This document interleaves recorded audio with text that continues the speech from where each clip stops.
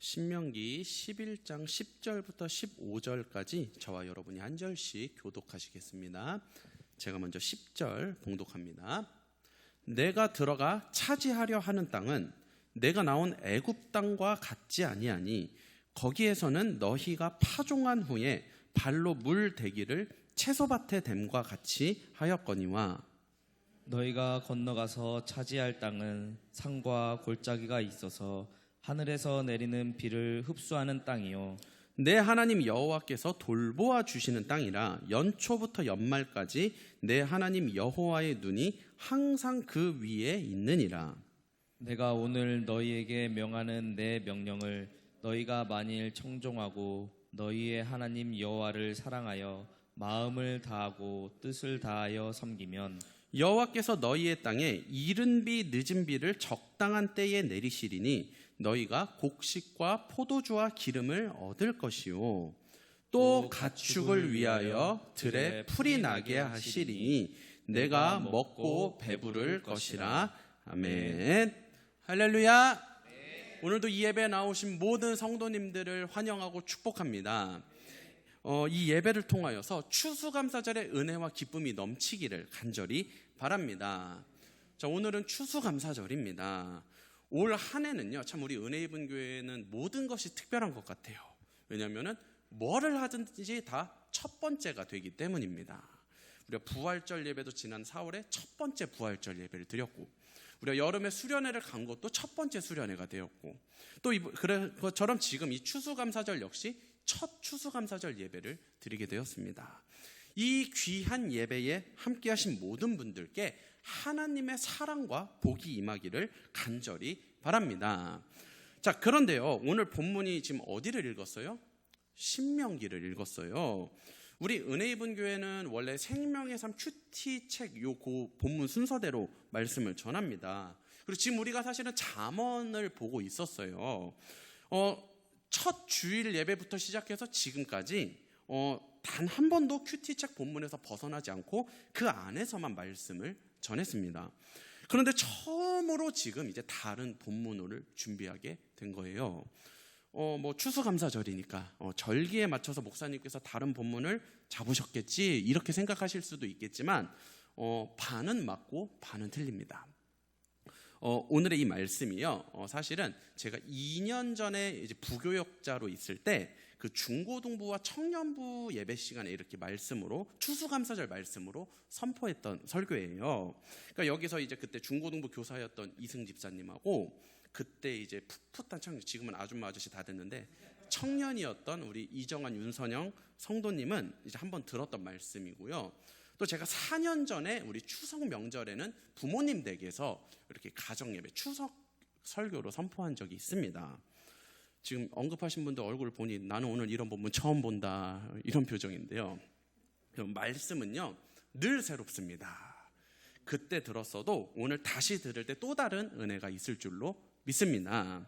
자, 그런데 중요한 건 왜 이제 이 얘기를 길게 하냐면 또 이 말씀을 언제 한 번 더 전했냐면 제가 왜 이 개척을 준비하면서 사모님과 단둘이 21일 예배 2번을 드렸다고 말씀을 드렸잖아요. 그러니까 작년 11월에 21일 동안 둘이서 예배를 드리고 12월 달에 한 번 하나님이 더 요구를 하셔서 또 21일 예배 이렇게 총 42번의 예배를 드렸는데요. 그때 선포된 말씀 중에 하나님이 허락하신 말씀 중에 하나였습니다. 그러니까 작년 11월이었죠. 아직 여기 지금 요 인테리어 공사도 들어가기 전에 그냥 계약만 여기 마친 상태에서 드리는 예배 가운데 하나님께서 이 말씀을 허락하시고 약속으로 주셨어요. 그러면 제가 그때 이 말씀을 선포하면서 아내에게 이런 말을 했습니다. 개척하고 나서 첫 추수감사절 때 반드시 이 말씀을 선포해야겠다고. 그래서 이 말씀이 정말로 하나님이 약속하신 대로 정말 되었나 안 되었나를 꼭 확인하고 싶다고. 여러분 오늘 이 말씀 들으시면서 정확하게 1년 전에 우리 은혜봉이 시작도 하기 전에 약속으로 주셨던 이 말씀이 그대로 되었는지 안 되었는지를 확인해 보는 이 시간 되시길 바랍니다. 자, 그럼 화면을 우리 함께 볼게요. 자, 여러분 가나안 땅 많이 들어보셨죠? 구약 시대의 이스라엘의 영토였던 곳입니다. 하나님께서는 애굽이라는 거대한 제국에서 종살이를 하던, 이 나라도 없이 종살이하던 이스라엘 백성들에게 모세를 보내셨죠. 그래서 그 모세를 통해서 애굽 땅에 10가지 재앙을 내리시고 홍해바다를 가르셔서 종살이하고 있던 그 이스라엘 백성들을 광야로 이끌어내셨어요. 그리고 광야에서 이들에게 가나안 땅을 주실 것을 약속하십니다. 반드시 너희에게 저 약속의 땅 가나안 땅을 정복하게 하신다는 거예요. 자, 그래서 아마 신앙생활 하신 분들, 교회를 좀 다녀보신 분들이 가나안 땅을 많이 들어보셨을 겁니다. 그런데요, 이 가나안 땅에 반드시 따라오는 수식어가 있어요. 그게 뭐냐? 우리 레위기 20장 24절 함께 읽어보겠습니다. 시작. 너희가 그들의 땅을 기업으로 받을 것이라. 내가 그 땅 곧 젖과 꿀이 흐르는 땅을 너희에게 주어 유업을 삼게 하리라. 자, 하나 더 읽어볼게요. 신명기 11장 9절입니다. 시작. 또 여호와께서 너희의 조상들에게 맹세하여 그들과 그들의 후손에게 주리라고 하신 땅 곧 젖과 꿀이 흐르는 땅에서 너희의 날이 장구하리라. 자, 이 가나안 땅에 꼭 따라오는 수식어가 뭐냐면은 바로 젖과 꿀이 흐르는 땅이라는 거예요. 아마 젖과 이 표현도 들어보셨을 겁니다. 가나안 땅은 젖과 꿀이 흐르는 땅이라서 너희에게 줄 것이다. 근데 정말 과연 진짜 가나안 땅에 젖과 꿀이 흐를까요? 오늘요, 이 가나안 땅의 진실을 밝혀드립니다. 자, 세계 지도입니다. 세계에서 처음으로 문명이 발달한 4개의 장소가 있어요.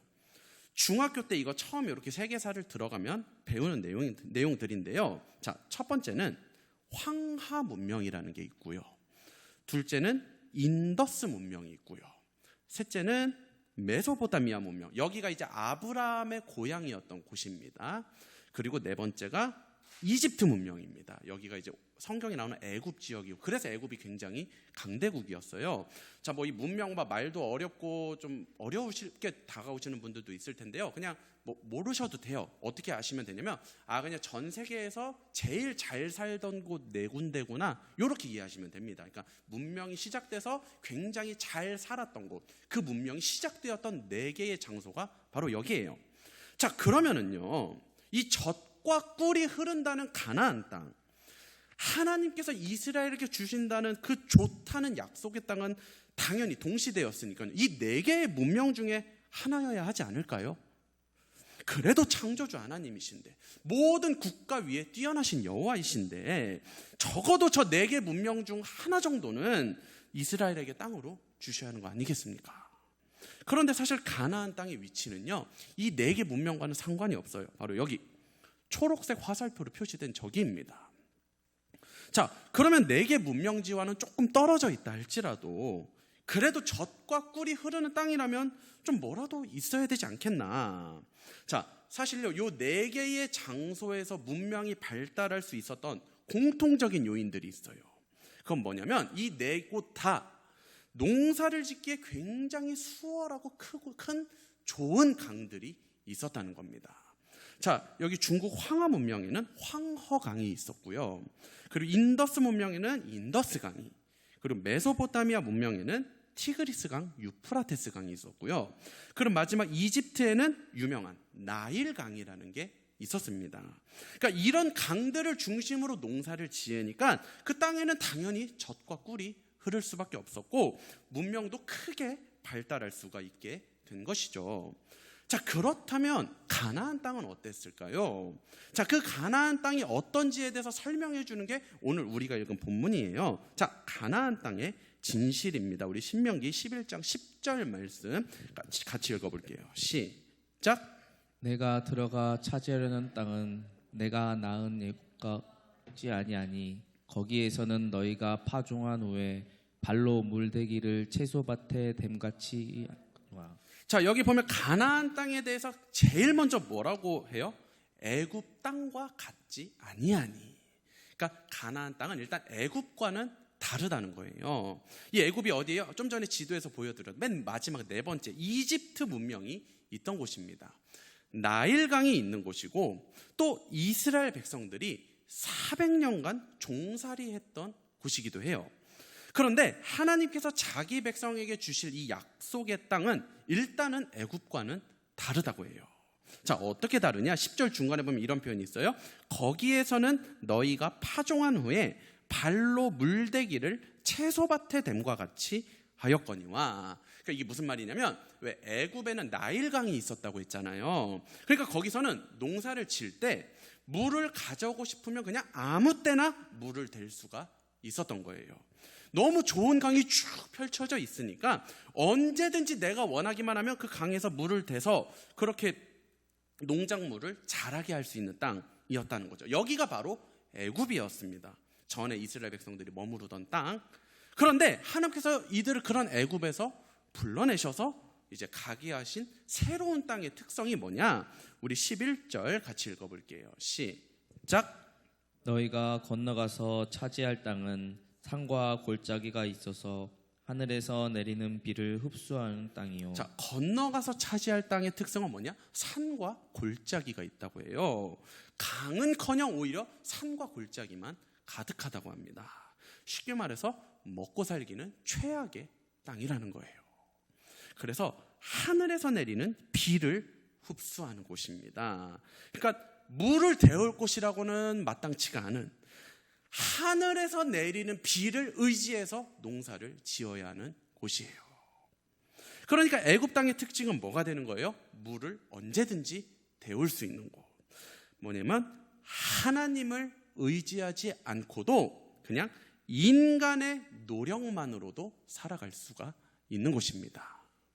성경에서 애굽은 세상을 의미해요. 세상은 어떤 곳이에요? 하나님을 의지하지 않고도 내가 원하면 언제든지 그냥 물을 데워서 농사 지을 수 있는 곳, 하나님 없이도 인간의 노력만으로도 살아갈 수 있는 곳이 세상입니다. 그런데 가나안 땅의 특징은 뭐냐? 나일강과 같은 좋은 터전이 아니에요. 하나님께서 비를 내려주시지 않으면 농사를 짓는 것이 아예 불가능한 곳입니다.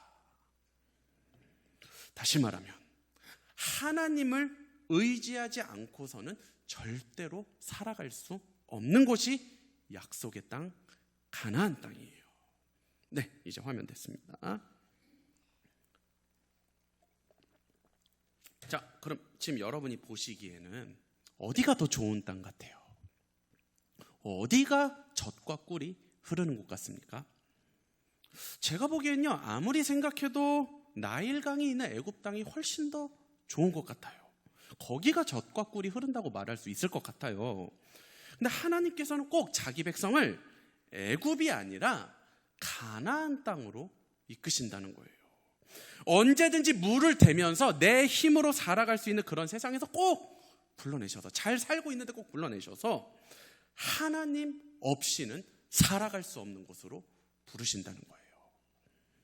저에게는 이 안성이 바로 가나안 땅이었습니다. 이제 부교역자로 있으면요, 천안에서 이제 부교역자로 있으면 풍족하게는 아니어도 그래도 이제 의식주는 간신히 이제 해결될 정도로 살아갈 수가 있어요. 뭐 이제 다른 사람들 그것도 어려워서 어떡하냐 걱정하지만 저한테는 오히려 그 정도면 애굽입니다. 크게 하나님 의지하지 않아도, 크게 막 영적으로 깨어있지 않아도 그냥 교회에서 매달 주는 사례비로 살아갈 수가 있던 곳. 그런데 하나님께서 저희를 이곳 안성으로 이끄셔요. 그런데 그렇게 이끄시는 안성 땅에는 아무것도 없습니다. 안성에 개척한다고 하면 제일 많이 물어보는 말이, 지금도 물어봐요. 노예 가면 목사님들이 안성에 무슨 연고가 있냐, 그런 말을 참 많이 물어봐요. 안성에 연고가 있냐, 무슨 뜻이에요? 안성에 나일강이 있냐 없냐를 물어보는 거죠. 언제든 물을 데울 수 있는 나일강에 개척하고 계신 건가요? 이 질문하고 똑같은 겁니다. 아니요. 하나님은요, 우리를 절대로 나일강이 있는 애굽으로 인도하시지 않습니다. 오히려 나일강이 있던 곳에서도 우리를 불러내서 나일강이 없는 곳으로 인도하셔요. 아무 연고도 없고 그 누구도 도와주겠다고 하는 사람도 없는 상태에서 개척을 명하십니다. 그래놓고 그 안성이 약속의 땅이래요. 거기가 젖과 꿀이 흐른대요. 어떻게 아무것도 없는 안성이 약속의 땅이 될 수가 있을까요? 어떻게 나일강이 없는 그 가나안 땅에서 젖과 꿀이 흐를 수가 있을까요? 우리 11장 12절 말씀 같이 읽어볼게요. 시작. 내 하나님 여호와께서 돌보아 주시는 땅이라. 연초부터 연말까지 내 하나님 여호와의 눈이 항상 그 위에 있느니라. 바로 하나님이 돌보아 주시는 땅이기 때문에 젖과 꿀이 흐를 수가 있는 것입니다. 애굽은요, 나일강은 있지만 하나님이 돌보시는 곳은 아니에요. 그런데 가나안 땅은요, 나일강은 없지만 하나님이 돌보시고 여호와의 눈이 항상 바라보고 있는 곳입니다. 안정적으로 부교육자 생활하는 곳에는요, 나일강은 있는데 하나님이 돌보시는 곳은 아니라는 거예요. 자, 물론 이거는 저의 경우만 말하는 겁니다. 이제 오해하지 마셔야 될 게, 이제 부교육자 생활에 무조건 뭐 하나님이 안 돌보신다, 그건 아니에요. 이제 분명히 하나님의 훈련의 과정을 거쳐야 되고 하나님의 때라는 게 있기 때문에 하나님이 명하실 때는 뭐 부교육자로 훈련하는 것이 당연히 거기에 하나님의 돌보심이 있습니다. 다만 뭐냐면 분명히 하나님께서 때가 되어서 개척이나 아니면 다른 길로 인도를 하시는데 그 안정적인 생활을 포기 못하고 그냥 거기 버티고 있는 거, 이거 말하는 거예요. 그러니까 하나님이 분명히 옮기라 하는데도 그 안정적인 생활이 깨질까 두려워서 그냥 거기 그냥 머무는 자들, 이런 거기에가 하나님의 돌보심이 없다는 뜻인 겁니다. 옮기기 무서운 그 가나안 땅과도 같은 곳, 나일강 하나 없는 곳, 여러분 이거 가면 죽을 것 같아요. 너무 두려운 곳이에요. 그런데 거기는 약속의 땅이 되고 젖과 꿀이 흐른다는 거예요. 왜요? 하나님께서 돌보시는 땅이기 때문입니다. 여호와의 눈이 항상 머무르기 때문이에요. 우리 13절 같이 읽어볼게요. 시작. 내가 오늘 너희에게 명하는 내 명령을 너희가 만일 청종하고 너희의 하나님 여호와를 사랑하여 마음을 다하고 뜻을 다하여 섬기면. 자, 이거 뭐예요? 나일강 하나 없는 그곳으로 가서 하나님이 인생의 주인이 되기만 하면, 거기서 하나님 중심, 예배 중심으로 살아가서 하나님의 주권을 지키면, 그래서 우리 은혜 입은 교회 머리가 예수가 되기만 하면 어떻게 해주시겠다는 거예요? 14절입니다. 시작. 여호와께서 너희의 땅의 이른비 늦은 비를 적당한 때에 내리시리니 너희가 곡식과 포도주와 기름을 얻을 것이요. 이른 비와 늦은 비를 적당한 때에 내리실 것이다. 가나안 땅은 뭐라고 했어요? 물을 원하는 때에는 될 수가 없어요. 하늘에서 내리는 비만을 의지해서 농사를 지어야 돼요. 그러나 하나님이 진짜 우리 인생의 주인 되시며 우리 교회의 머리가 되시고 우리 모든 가정과 교회 머리에 예수가 되시면 이른 비와 늦은 비를 때에 맞게 정확하게 내려주시겠다는 것입니다. 내 스스로의 힘으로는 살아갈 수 없는 그런 땅에서 하나님만 바라보며 살아갈 때 때에 맞게 이른 비 늦은 비 정확하게 내려주셔서 우리 필요 정확하게 채워주시겠다는 약속이에요. 그래서 거기서 포도주와 기름을 얻을 것이고 15절입니다. 시작. 또 가축을 위하여 들에 풀이 나게 하시리니 내가 먹고 배부를 것이라. 내가 먹고 배부를 것이라. 할렐루야. 그냥 먹고 사는 정도가 아니라 먹고 배부르게 해준대요. 너무 배부르게 해주셔서 요즘 뱃살 빼고 있습니다. 나일강이 없는 곳으로 인도하셔서 이 나일강에서 물대서 농사 지을 때보다 하늘에서 내리는 이른 비 늦은 비로 더 풍족하게 우리를 인도해 주시겠다고 합니다. 그래서 가나안 땅은 약속의 땅인 거예요. 그래서 젖과 꿀이 흐르는 땅입니다. 젖과 꿀이 이미 흐르고 있는 땅으로 우리를 인도하시는 게 아니라 황무지 같은 곳으로 인도하셔서 거기에 주께서 내리는 이른 비와 늦은 비로 그곳에 젖과 꿀이 흐르게 하시는 거예요. 하나님 없이도 살아가던 우리를 부르셔서 하나님 없이는 살아갈 수 없는 땅으로 인도하시는데 거기서 하늘에서 내리는 이른 비와 늦은 비 때에 맞는 정확한 공급으로 우리를 풍족하게 살아가게 하시겠다는 이 약속의 말씀, 이게 바로 정확하게 1년 전 인테리어 공사도 채 들어가기 전에 우리 은혜 입은 교회에 주셨던 약속이었습니다. 이 말씀 그대로 됐어요? 안 됐어요? 토시 하나 안 빼고 그대로 되었습니다. 황무지였던 이곳에 젖과 꿀이 흐르고 있어요. 여러분, 말씀은 그대로 됩니다. 그대로 되게 하시는 그 하나님을 믿을 수 있길 바랍니다. 은혜 입은 교회에 그대로 이루어진 이 말씀이 오늘 누군가의 가정에 또 약속으로 주어집니다. 약속의 말씀으로 가져가는 그 가정에 우리 은혜 입은 교회에 일어난 이 하나님의 역사가 동일하게 일어날 것입니다. 여러분, 선택하십시오. 일평생 나일 강물만 찾아다니는 그런 인생 되시겠습니까? 아니면 하나님께서 내려주시는 이른 비와 늦은 비의 축복 속에 살아가시겠습니까? 하나님 의지하지 않고도 살아갈 것들만 매번 구하며 살아가시겠습니까?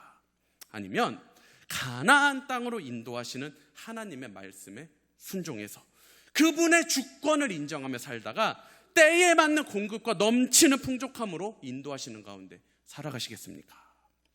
언약 백성답게 살아가는 우리 모두가 되길 간절히 바랍니다. 여러분을 가나안 땅으로 이끄시는 이 하나님의 인도하심에 순종할 수 있길 바랍니다. 우리를 가나안 땅으로 이끄신다는 건 뭐예요? 이거 뭐 꼭 저처럼 장소적인 이동만을 의미하는 건 아닙니다. 환경의 변화예요. 뭐냐면 하나님이 우리를 하나님 없이는 살아갈 수 없는 상황과 환경으로 이끌고 가실 때가 있어요. 하나님을 의지하지 않고는 결코 살아갈 수 없는 상황으로 우리를 끌고 가셔요. 근데 이때 우리가 보통 당황해요. 내 인생이 왜 이러지? 내 인생 이래도 괜찮을까? 근데 우리가 그때 왜 당황해요? 나일 강물이 자꾸 내 삶에서 멀어지기 때문이에요. 하나님 없이도 내 힘으로 물을 데울 수 있는 이 안정적인 삶이 위협받기 때문입니다. 근데 이거는요, 하나님이 여러분을 괴롭히는 게 아니라 그 애굽에서 나오게 하시려는 거예요. 종살이하던, 나일 강물 옆에서 종살이하던 그 인생에서 자유인으로 살게 하시려는 것입니다. 맨날 나일 강물만 바라보는 삶에서 하나님만 바라보는 삶으로 더 복된 길로 인도하시는 거예요.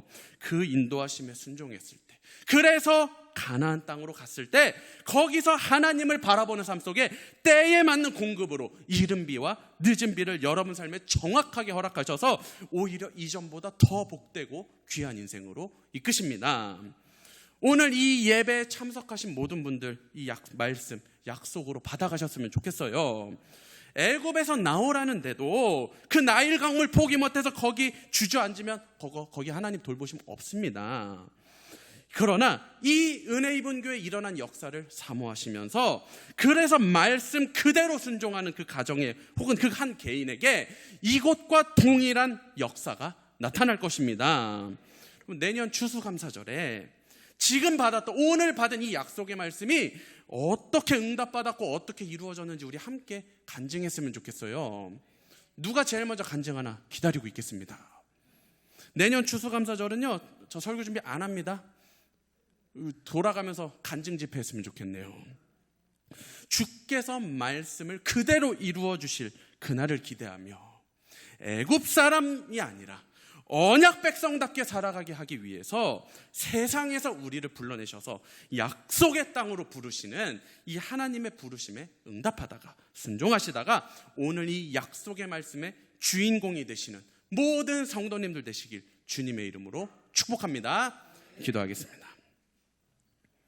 하나님 감사합니다. 오늘도 우리에게 귀한 말씀 주시고 우리로 하여금 가나안 땅의 약속을 허락해 주심을 감사드립니다. 주님, 1년 전 우리 은혜 입은 교회에 주셨던 약속의 말씀 그대로 되게 하셔서 황무지와 같던 이곳에 젖과 꿀이 이르도록 이른 비와 늦은 비를 정확하게 내려주셔서 정말 그냥 간신히 살아가는 정도가 아니라 풍족하게 살아가게 하여 주심을 감사드립니다. 그리고 주님, 그대로 된 이 말씀이 오늘 또 누군가의 가정에 약속으로 주어집니다. 그 가정이 똑같이 순종하여 똑같이 이 일들이 일어나게 하여 주시옵소서. 애굽 백성이 아니라 하나님의 백성답게 살아가도록 인도하는 우리가 그 하나님을 바라보며 하나님께 순종하며 나아가는 담대히 하나님 앞에 그 내 인생의 모든 것들을 내려놓고 주님을 따라가는 우리 모두가 되게 하여 주시옵소서. 감사를 드리며 예수님의 이름으로 기도드립니다. 아멘.